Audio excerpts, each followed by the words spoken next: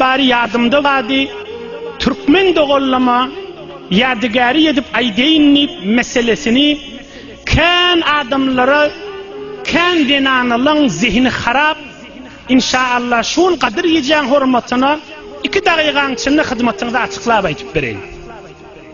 O da ne mesele? Meseleye taaddüdü zevcat. Bir adam 2 denana, 3 denana ve 4 denana almağı var ada. O cidden havasını cem edin. Huday Teala Kur'an-ı Kerim'de Sure-i Nisa'da diyor فَاِنْ خِفْتُمْ أَلَّا تَعْدِلُوا فَوَاحِدَةً Allah ne diyor? Eğer korksanız adalet edip bilmernip men Huday icazı vermeyen 2 denananı almayı, 1 denanı almalı. Yani ne bir adam bir erkek mi korkar mı adalet riayet etmeden bir mert cavan oğlunun soruğun nişi? Ne cevabını aytıp vereyim. Yani evvelki 2 denanı alacağı adamın evvelki şerti asabı salim, asabına musallat adam olmalı. Her Müslüman öz asabına musallat da olsa yeni min 2 denanı alacak deyse şol adam zalim, şol adam günahkar hem dünyasını ve hem kıyametini yakıyadı. 4-5 şert aydeyin kocetten kulak atın. Bir fakat evvelin şerti. Yo menne erkek adam Huday bana icazı verttir. Huday icazı verene. Huday icazı veren adamsi evvelkiti asabına musallat adam olmalı. Asabına musallatta adam olsa yani ne? Başlan sağda açık aydeyin Türkmenle. Yani 1 denanası bilen mıdam kalmağallaşıp duran adam olsa şol adam hiç vakit 2 denanı saklap bilmeyer ve şol adam 2 denanı alsa zalim ve günahkar. Ohan binamet diye önküce ünnenini kal ye onunla ödünnenini oğlun şoğunu alıp bir yana kaçıp gidip geliyor. Bir oldu. 2. şerti mudiriyeti kaim adam olmalı. Hala bir adam asabını musallatmıştık.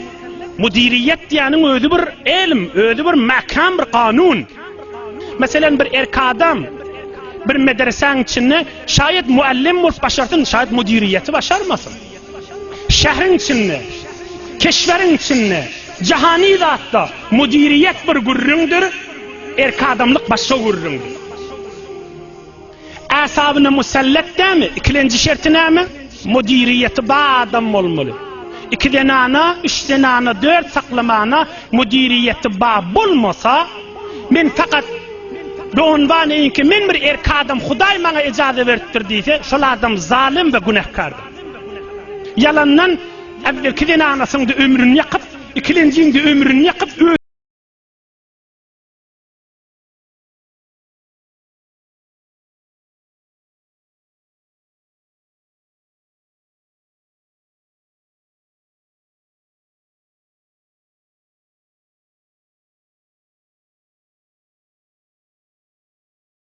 haysi yol bilen saklayanmıştık şonu bilyen adam olmalı.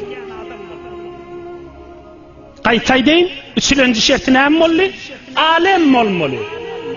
Muhammed Resulullah aleyhissalatu vesselam dinanasını necire saklayanmıştık şonu bilmese ödüm biler menip alsa şol adam zalim ve günahkardır. 3 oldu. 4. şerti belli. Gövdesi salim olmalı. Mali bağ olmalı, icazı vermeli.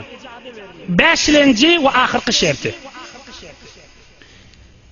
Asabına musallat, mudiriyetine öktü, ilmi de bağ, malı bağ, canı da sağ, haklını da kamil adam olmalı.